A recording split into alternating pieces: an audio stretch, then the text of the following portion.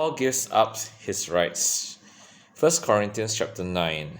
Am I not as free as anyone else? Am I not an apostle? Haven't I seen Jesus our Lord with my own eyes? Isn't it because of my work that you belong to the Lord?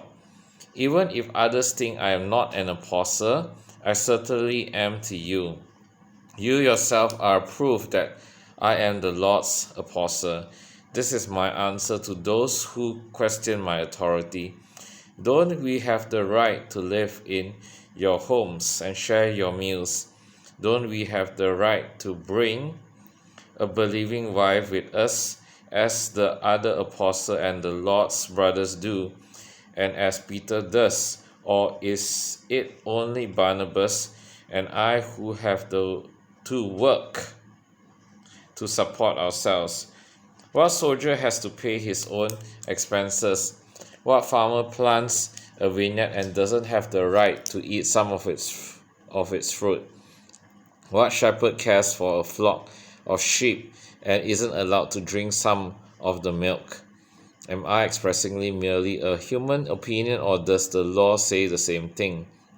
For the law of Moses says, you must not muzzle an ox to keep it from eating as it treads out the grain.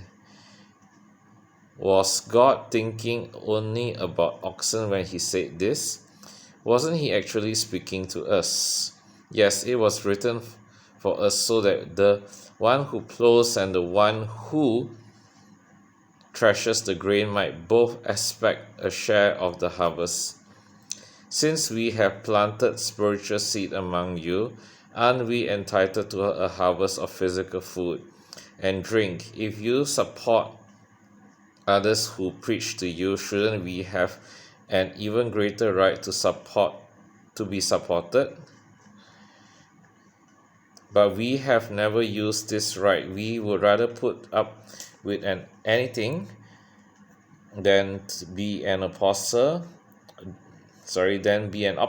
to the good news about Christ. Don't you realize that those who work in the temple get their meals from the offering brought to the temple, and those who serve at the altar get a share of the sacrificial offerings? In the same way, the Lord ordered that those who preach the good news should be supported by those who benefit from it. Yet I have never used any of these rights, and I am not writing this to suggest that I want to start now. In fact, I would rather die than lose my right to boast about preaching without charge. Yet preaching the good news is not something I can boast about. I am compelled by God to do it. How terrible for me if I didn't preach the good news. If I were doing this on my own initiative, I would deserve payment.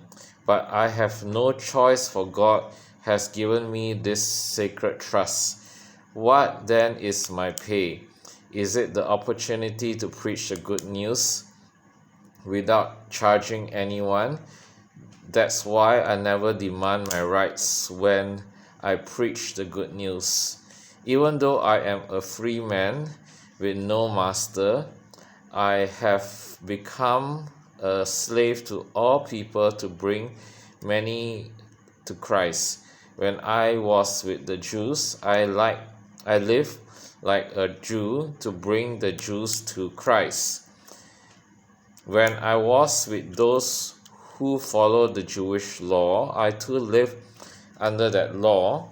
Even though I am not subject to the law, I did this so I could bring to Christ those who are under the law. When I am with the Gentiles who do not follow the Jewish law, I too live apart from that law so I can bring them to Christ. But I do not ignore the law of God. I obey the law of Christ. When I am with those who are weak, I share their weakness, for I want to bring the weak to Christ.